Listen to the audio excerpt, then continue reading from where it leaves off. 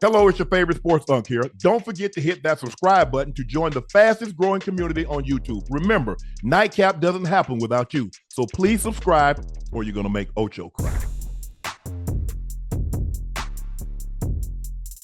Randy Moss calls out Tyreek. Moss said in an interview with the South Florida Sun Sentinel when asked where Tyreek stacks up as the all-time great receivers.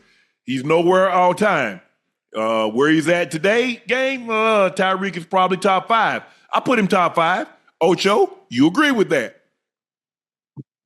Oh man, listen. I mean, when we talk about all time, there's no reason to bring up the question about somebody being all time when they're still playing the actual game. Yeah.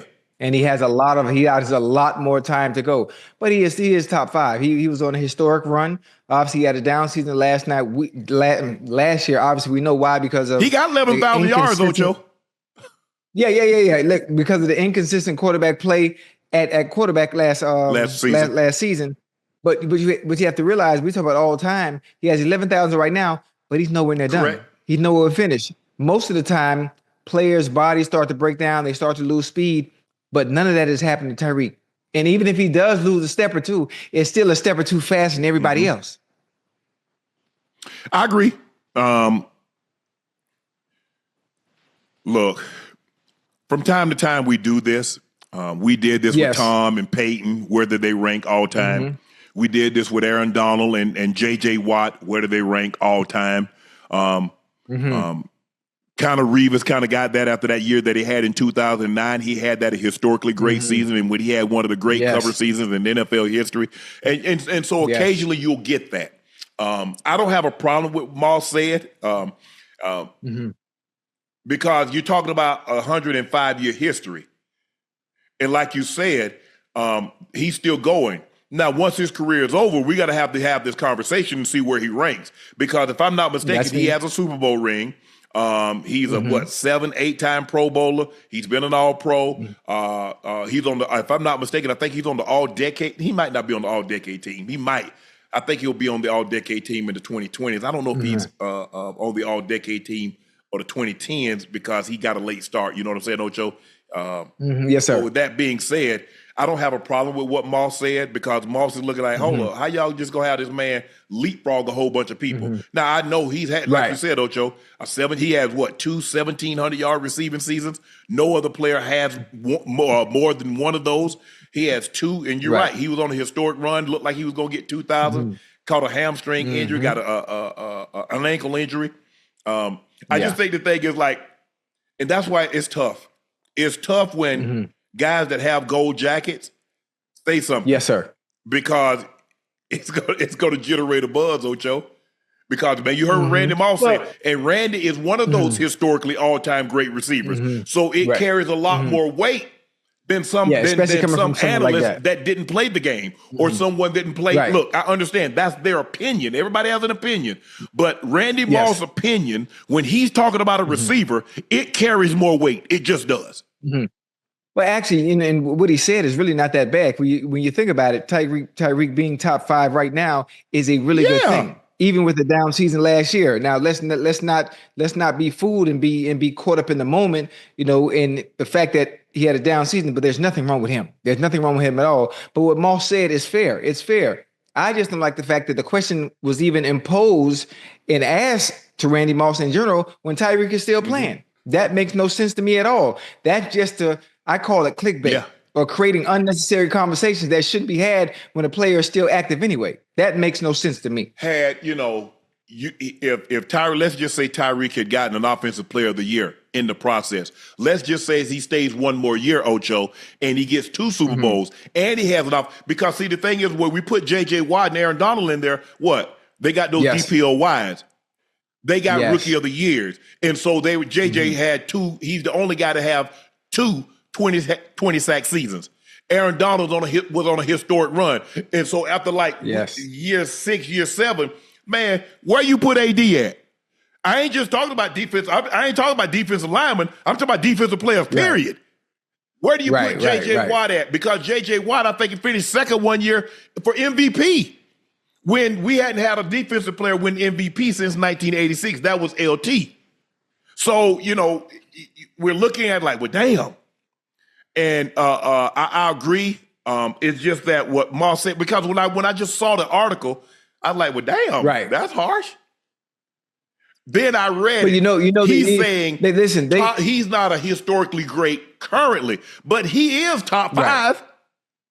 Oh yeah, absolutely. And of course, the article, the headline is going to draw you in. It's going to draw you in. But that's what you got to do. You got to get somebody to read Ocho. If they just had Moss interview with South Sun Sentinel, ain't nobody clicking that article. But when they put Tyreek ain't all-time great, oh man, you heard what Moss said? Oh yeah, absolutely. I mean that's the game. That's the savviness of the media in order to have as what we call clickbait, to get to the tune in and want to read what was actually said. That's why in a sense, when I think about it, it's not a bad thing. It's not a bad thing. There are so many receivers that came before Reek, that laid that foundation for what he's able to do now. And when you think about all-time greats, there have been some great ones. There have been some great ones that have come before me, during your time, before your time. So Don Hudson got like 99 touchdowns on 500 catches. How you get 99? How you get 99 touchdowns on 500 catches, Ocho? Yeah, that's crazy, man. And when they didn't throw the ball like that, I mean, you got a lot of great receivers. You got Larry Fitzgerald. Obviously, you got we know a lot of the main characters. We know Jerry. We know T.O. We know Randy. Well, you got Marvin Harrison. You got Larry Fitzgerald. I mean, there are some greats, but that's not to say if Tyreek get back on the path that he was on, and he has another 2-3 years like that, who's to say when he's got 15,000, 16,000 yards that we're looking like, okay, well, it's good. We're going to have to have that conversation. We're going to have the conversation. I don't know. Maybe I'm just, I mean, people say I'm getting soft, but I've never had a problem giving people credit. I ain't got no problem with that. I know me. No, man, don't say, bro, stop it. You know damn well that man better than you. Stop it. You ain't fooling nobody. I mean, why would some defensive lineman get up there and say, man, I'm just as good as Aaron Donald? Really, dude? Man, I'm just as good as LT. Really, dude? It's different. Come on now. There's levels to everything. It's very smart. It's very smart to understand the DNA in which your parents bless you with, and to understand that you're nothing like a certain individual. Ocho, I like to tell kids, if you get everything you can out of your ability, you succeeded. Yeah. You don't measure yourself. And that's where a lot of people get in trouble at, because they measure themselves against someone else. We see this young lady, she's measuring herself, well, she ain't got that body, or she doesn't have that hair, or she doesn't have that dress, or she doesn't have that what purse, whatever the case may be. Guys, well, I ain't built like that. I can't run that fast. I ain't got that car. I ain't got Bro, I measure me against me. Yeah. Once I got out of Glenville, me and my brother, we helped get my grandmother out of that house. We success. Now, anything that happened after that, okay, now you just adding candles to the cake, Ocho. But it gets crazy because when you think about society, right? When you think about society compares everything. It's all about comparison. And what people have to understand is comparison is the thief of joy at all times. But everyone is doing something for someone else's validation. Always. Well, they had it on, so I'm gonna go get it. Well, if they're wearing it, that means that gives me a certain look, a certain type of status of some sort. And as much as we say, I'm my own person, I don't want to be like nobody else. Everybody goes out and does exactly what everybody else is doing. Everybody's sheep. Everybody's sheep. But anytime you don't follow whatever the trend may be, or you're a little different than what everybody else is doing, oh, you weird. Oh, yeah, they got that. Something's wrong with him. Everybody want to fit in. It don't bother me. Ocho, no. I see these guys now, and I guess the thing now is guys painting their nails. I ain't about the nail polish. It ain't me. I don't care. Let me ask you a question, Ocho. Can you throw me a touchdown? Can you catch a touchdown? Can you hit the shot? That's what I care about. Come on now. Man, I didn't all I wanted the guy to do was to bring his ass to be on practice on time, be in the meetings on time, and when we have a game, perform. Whatever you did that didn't harm anybody, I don't care nothing about that, Ocho. I don't. Yeah, no. Yeah, listen, I can't even talk about no paint. Hell, I was doing all black. This way back in goddamn 2005, 2007. I had all black nails. I was going through that gothic stage. Huh? I went through a gothic stage. I thought Yeah. I would go, I thought I was a punk rocker. I had the blonde hair, the mouth full of gold, black neck. I just didn't care, man. But now anytime you do something that 60 million or 100 million or everybody else don't do, oh, you weird. Oh, you zesty. But that's the thing now. Hey. But see, the thing is, Ocho, I've been carrying a crossbody since 2000. If you go back and you can find pictures of Shannon having one way back when. Hold on now. You ain't hold on. I got way more than you. Well, let me show you my crossbody. I got you got one. Yeah. Let's do the nutcase. Chad, what has Ocho purchased? Oh, Lord have mercy. Boy, hey, I'm not saying that Ocho ain't coming to some newfound wealth, but there is signs that he has. I'm just saying, I don't know how many jobs he got. He had 50-11. Maybe he got 60-12. This man done went and got a chrome. Oh, Lord have mercy, Jesus. Hey, I got crossbody too, huh? You hear me? Hey, this for my cigars though. I keep my cigars in here when I'm traveling. So you had to go get a $15,000-$20,000 bag to put cigars in. How about ass? You heard what I said. How look? You look good. I like it. Yeah, bro, Ocho. Yeah. I appreciate that. Ocho, I appreciate that. Since you know me, have you ever seen me without one? Oh yeah. You listen. You. The funny thing about it is you carry crossbody bags, right? It's part of the European culture. It's part of European culture, and depending on where you go, everybody has them. You go to Europe, that's all you see. It's all you see. The funny thing about it, the people that make fun of it are so centralized and being in the States where they're not used to seeing it, and it hasn't been, I don't know, not really informed. It's just something that they're not used to seeing because not very many people do it here in the States. And those that do, it's normally businessmen, those of a certain status, and they carry it for a reason. But a lot of the NBA, a lot of the NBA players, NFL. I mean, because a lot of those bags, they're expensive. They're expensive. I mean, you see guys carrying those Hawks. Man, those bags are 100,000, 200,000. Yeah.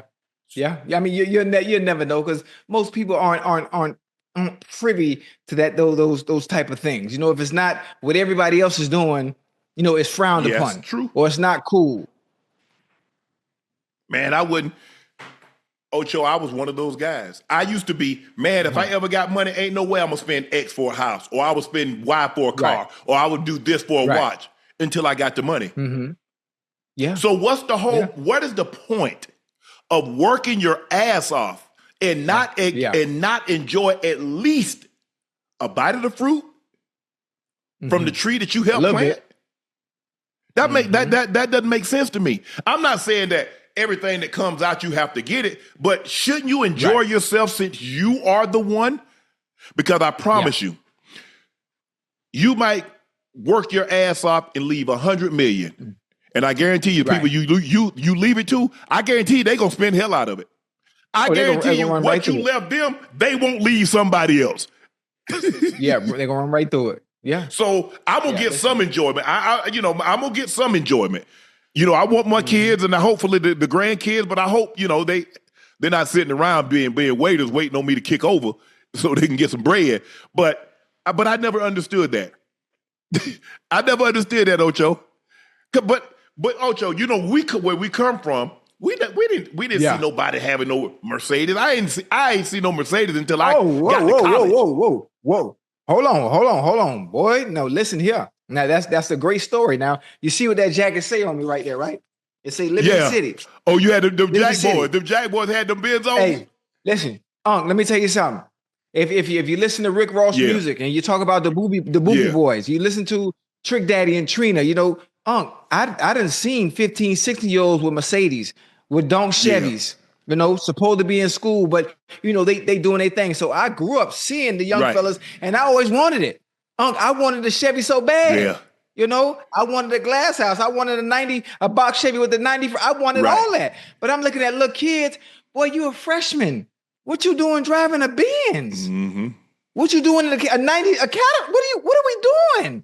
My grandma, that'll never be you. I tell you that. That'll never be you. I'm in church. Every day start with a Y. I was in church. Oh, the old people. Hey, if you live with your grandma, you going to church. I was in church. Ocho, we both grew up with our grandparents. You going to church? Hey, I was the junior deacon. I was in the choir. But don't let me have to sing "What a Friend We Have in Jesus." Boy, yes. We're gonna start the devotional service. I can lead a choir, man. Hey, hymn number 492. Ask someone for a suitable tune. Amazing Grace, how sweet the sound. Oh, amazing. Oh, yes, sir. Mary Porter, Barney and Mary gonna have you in Bible study. They're gonna have you in choir practice. Then you have like the junior deacons and all the man, please. But see, the thing is, Ocho. If you could see something, it's easy to if you see it. Because I think the best thing that ever happened to me is that I had a brother that was 3 years older, and I saw he had it. When I was growing up, we just had to dream. All we had were aspirations. I saw Miami Vice, and that was the first time I'm hearing about a Ferrari. I'm seeing Rolex. I see Versace. I see Lennon. I said, I got to get that. Yeah, I got to get that. I got to get that, Ocho. So that's my success. I measure my success by I've already exceeded. If you just look at me from people from Glenville, I'm Elon Musk. To them, I'm Jeff Bezos. Yes, to them. Yes, sir. Yeah. And the funny thing, and I don't mean to pivot off topic, but still on topic, what I don't like about today, being a followers, allowing those that you know are on the right path to do the right thing, and allowing them to do the wrong thing. No. You got to pull them back to bro. That ain't you. Sir, we searched it.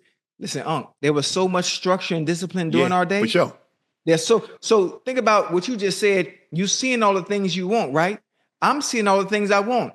Even if I wanted to move, that ain't happening, and do what they was doing, because grandma can't see what I'm doing outside the house. There was so much structure and discipline in the streets.